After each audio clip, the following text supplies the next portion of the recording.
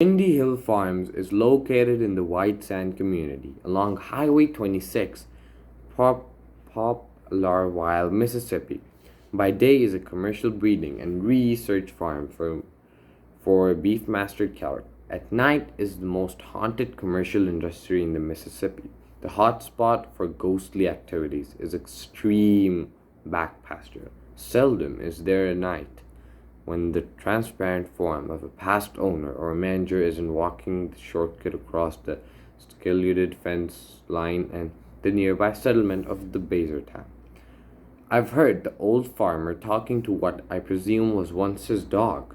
Each time the voice and the barking caused me to stop, to listen and to turn, hoping to see someone or something. I've not seen a full apparition. My senses and the temperature change tell me something is happening. Two former managers who lived on the property confirmed they too heard the old man and his dog communicating with each other. They concluded the gentleman died somewhere on the property. The sounds are his nightly check before he crosses into Bazor Town, which had been his earthly home. There are other apparitions floating around the houses and barns on Windy Hill Farms. My step-uncle, if there's such a relationship, and my sister saw what they both describe as a headless man wielding a machete. They described the headless man wearing a plain white cotton shirt. The teens say this partial body apparition chased them from the barn until two stepped into the glow of the porch light. Jimmy, the uncle, was 16 and my sister Barbara was 13 when the apparition occurred. The strangest apparition is of that fairly attractive co-worker of the owner, Dr. B introduced her by name and association, but don't recall her name. It has been some years since my family and I lived on Windy Hill. The status of her being a co-worker indicated she was a college professor at the University of New Orleans, or possibly she was a cardiac surgeon or a genetic researcher like Dr. B.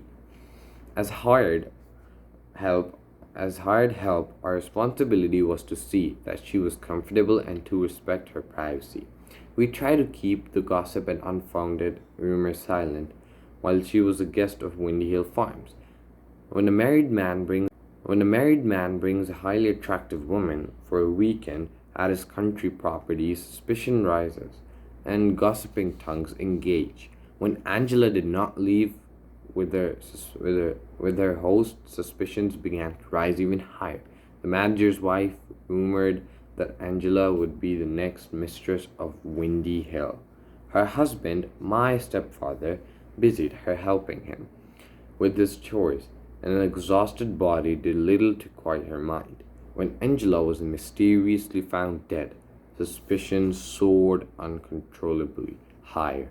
The hushed official report was the guest that had committed suicide.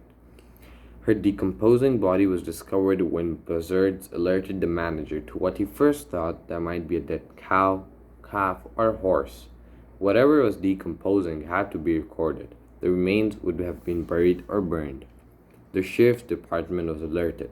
The country sheriff called an ambulance and the paramedics. As an auxiliary deputy, my stepfather acquired the information the death had been